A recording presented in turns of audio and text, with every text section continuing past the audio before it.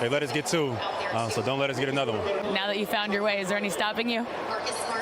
Only thing that can stop us is us. We just got to come out and play our game, have fun, and let God do the rest. What's going on, guys? Alex Jason back here with a brand new video. Hopefully you're having a great day, afternoon, or night, or wherever you guys are in this world. And yes, Boston has not done it yet, but they're on the track to be the first team ever to come back from a 3-0 deficit in a series. Can they truly do it, though? Is my question for today. They won last night 110-97 against the Miami Heat, but the game was not that close. And they currently are only down 3-2 in the series. They also won game 4. Can the Boston Celtics do it? All right, I'm gonna be real with you guys. When I made the video after game 3, the Celtics were down 3-0. My life felt defeated. I felt defeated. I felt lost. I was like, there's no way.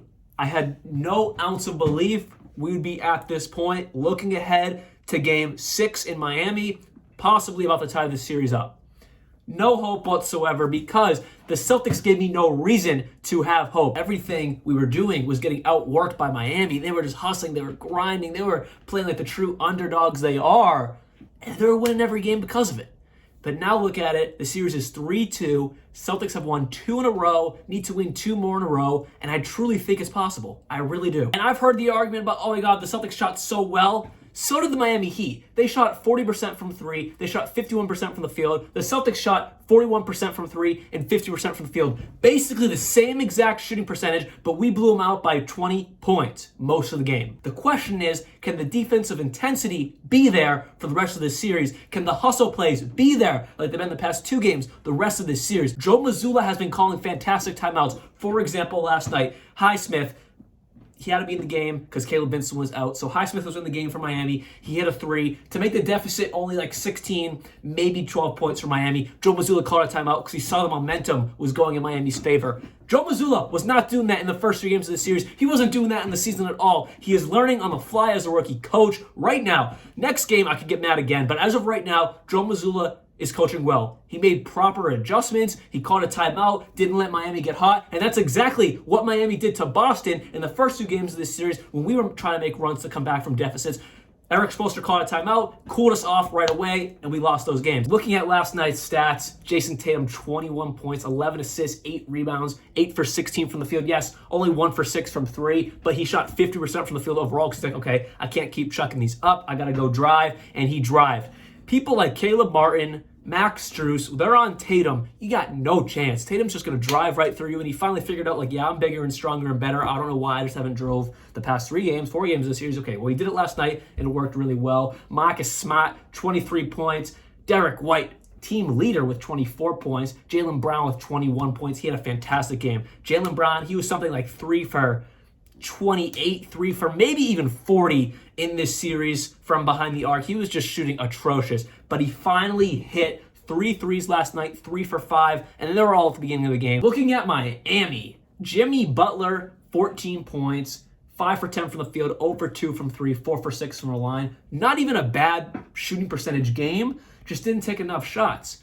The Celtics, I don't know if they figured out anything. Jimmy Butler's cooling off, whatever it may be, but the Celtics defense has gotten so much better that it's definitely made it harder for Jimmy Butler and Bam Adebayo and their shooters, their snipers around the perimeter. It has definitely made it a lot harder. Again, I don't know if they figured anything out, but they're trying, so it's making it a lot harder for Miami to make those shots, just make those pull-up threes. Jimmy Butler driving to the lane, kicking it out for those pull-up threes in the corner.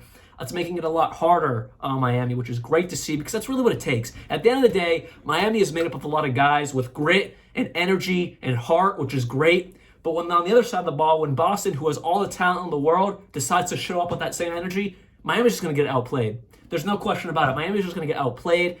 If the intensity levels are at the same, Celtics are going to just outplay Miami because they just don't have the same talent level. Now, don't get me wrong. Jimmy could drop 50 and this would be a whole different story, but he hasn't been. He's been struggling the past 2 games. Again, our defensive intensity has definitely made it harder on Miami, and it's showing for Jimmy Butler. So now, can the Boston Celtics truly make the most historic comeback in NBA history? Yes. I truly believe they can and will do it because what I've seen the past 2 games, backs against the wall, it's going to be there the next 2 games. And it's just going to make the Heat more worried and worried. Coming back to Game 7 for Boston, winning 3 in a row, 2 of them being on the road, assuming obviously they win on Game 6 tomorrow. I don't know, man. Miami's not going to be scared. They're not a team to be scared, but in the back of their heads, especially the role players' heads, because Jimmy Butler won't be scared. Bam Adebayo will not be scared at all. But those other role players in the back of their heads can be like, okay, we've just lost 3 in a row. Boston's firing on all cylinders. I don't know if we can do it. So I think fear is going to come creeping into the role players' heads in Miami, and Boston is going to keep firing. Now, can they keep shooting exceptionally? Like last night, Derek White shot 6 for 8 from 3. Smart shot 4 for 6 from 3. Maybe not. But if the defensive intensity is there, Miami has no chance. The intensity on defense wasn't there the first 3 games, and they slaughtered us. But if the intensity is there and the effort is there, again, like I said before, put the same playing field, Boston wins because we just have better talent. And I think that's what it's going to come down to. Hopefully you did enjoy this video. Hopefully Boston can do it. I'll see you guys soon. And like always, peace out.